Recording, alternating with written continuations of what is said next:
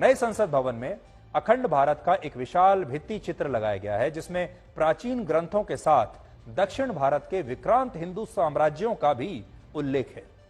भित्ति चित्र का अर्थ उस चित्र से होता है जो किसी दीवार पर अंकित किया जाता है, और यह पहली बार है जब आजाद भारत के संसद भवन में प्राचीन और अखंड भारत के इतिहास को इस तरह से रेखांकित किया गया है। और अखंड भारत का यह नक्शा बहुत कुछ कहता है, सिर्फ समझने वाला चाहिए। इस नक्शे में मौजूदा अफगानिस्तान, पाकिस्तान, बांग्लादेश, नेपाल, भूटान, म्यांमार और श्रीलंका को अखंड भारत के रूप में परिभाषित किया गया है, और इसमें हस्तिनापुर के वैभव से लेकर तक्षशिला के तेज और दक्षिण भारत के चोल, पांड्य और केरल पुत्र राजवंश का जिक्र है, जिसे चेर राजवंश भी कहा जाता है। तक्षशिला नाम का शहर मौजूदा पाकिस्तान के रावलपिंडी जिले में आज भी मौजूद है, लेकिन प्राचीन भारत में तक्षशिला गांधार देश की राजधानी थी, जिसे अब कांधार कहा जाता है, और कांधार अफगानिस्तान में है। इसी तरह इस नक्शे में उत्तरा पथ का जिक्र किया गया है, जो 16वीं सदी में शेर शाह सूरी मार्ग और अंग्रेजों के दौर में ग्रैंड ट्रंक रोड यानी जीटी रोड बन गया, और भारत के लोग उत्तरा पथ को हमेशा के लिए भूल गए, और लोग ये भी भूल गए कि हस्तिनापुर का वैभव कितना स्वर्णिम था। महाभारत काल में हस्तिनापुर कौरवों की राजधानी थी, लेकिन अभी ये उत्तर प्रदेश के मेरठ में स्थित एक छोटा सा शहर है, और इसी नक्शे में पूर्वोत्तर के प्रसिद्ध राजवंश का जिक्र किया गया है। लेकिन आज बड़ा सवाल यह है कि इस नक्शे को नए संसद भवन की दीवार पर क्यों उकेरा गया? तो इसकी दो वजहें हो सकती हैं। पहली वजह, यह नए भारत के संकल्प को दर्शाता है। अब तक भारत में गुलामी से जुड़े इतिहास को ही प्राथमिक और अंतिम इतिहास माना गया, उसी इतिहास को प्राथमिकता दी गई। आपको स्कूल कॉलेज में वही इतिहास पढ़ाया गया, और उसी को हमने अंतिम सत्य मान लिया, और अखंड भारत को एक कोरी कल्पना मानते हुए इसे हमारे देश में लोग पिछड़ेपन से जोड़कर देखने लगे। उन्हें लगा कि अखंड भारत तो एक कोरी कल्पना है, या एक खास विचारधारा वाले जो लोग हैं वही अखंड भारत की बात करते हैं। ना ये था और ना आगे कभी होगा। ऐसा माना गया कि जो अखंड भारत की बात करता है वो आधुनिक नहीं है, और अखंड भारत कहानियों से निकली एक कल्पना है जिसे पढ़ने की भी कोई आवश्यकता नहीं। लेकिन मौजूदा भारत सरकार ने अखंड भारत को नए संसद भवन में जगह देकर अपना संकल्प स्पष्ट किया है।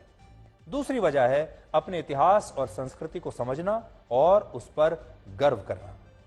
भारत दुनिया के उन देशों में है जहां की संस्कृति हजारों वर्ष पुरानी है, लेकिन दुर्भाग्य यह है कि भारत के बहुत सारे लोग मुगलों और अंग्रेजों के शासन को ही भारत का असली इतिहास मानते हैं।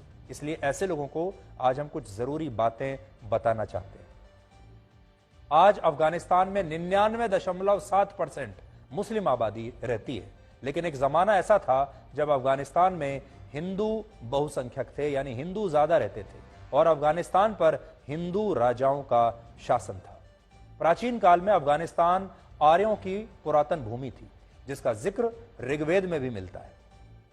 ऋग्वेद में अफगानिस्तान की कई नदियों और पहाड़ों का विस्तार से उल्लेख है, जिनमें काबुल और आमू दरिया जैसी नदियां भी शामिल हैं।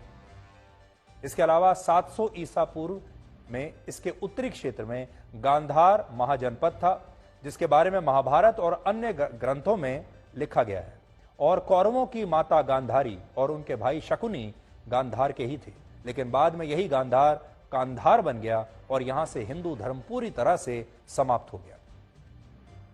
एक तथ्य यह भी है कि 300 ईसा पूर्व भारत में मौर्य राजवंश की स्थापना हुई, जिसकी राजधानी पाटलिपुत्र थी, जिसे आज पटना कहते हैं, और अफगानिस्तान मौर्य साम्राज्य का सबसे उत्तर पश्चिमी प्रांत हुआ करता था। और इसीलिए नए संसद भवन की दीवार पर चाणक्य का भी चित्र अंकित है, जो चंद्रगुप्त मौर्य के महामंत्री थे और कौटिल्य या विष्णुगुप्त नाम से भी उस जमाने में प्रसिद्ध थे। मौर्य साम्राज्य के बाद अफगानिस्तान के कुषाण राजवंश की स्थापना हुई, और उस समय भी अफगानिस्तान अखंड भारत का एक हिस्सा था, और यहां हिंदू बहुसंख्यक थे। और यह बात पहली और दूसरी शताब्दी की है, जब इस्लाम धर्म का उदय नहीं हुआ था।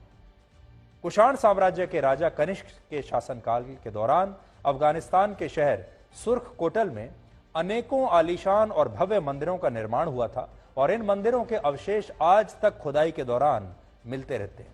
लेकिन इसके बावजूद तालिबान जैसी ताकतें अफगानिस्तान को इस्लाम धर्म की भूमि बताती हैं, जबकि ये पूरी तरह सच नहीं है।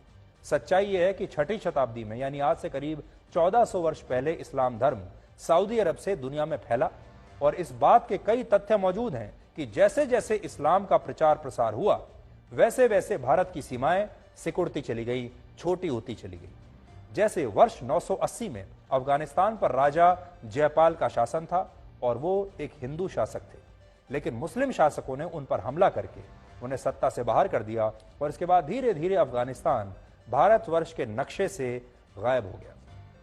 इसी तरह मान्यता है कि राजा दशरथ की पत्नी कैकई देश की राजकुमारी थीं और उनके पुत्र राजा भरत के लिए उनका ननिहाल कैकई बहुत प्रिय था, लेकिन अब यह भी पेशावर बन चुका है और यहां भी अब मुस्लिम बहुसंख्यक हैं और हिंदू अल्पसंख्यक हैं।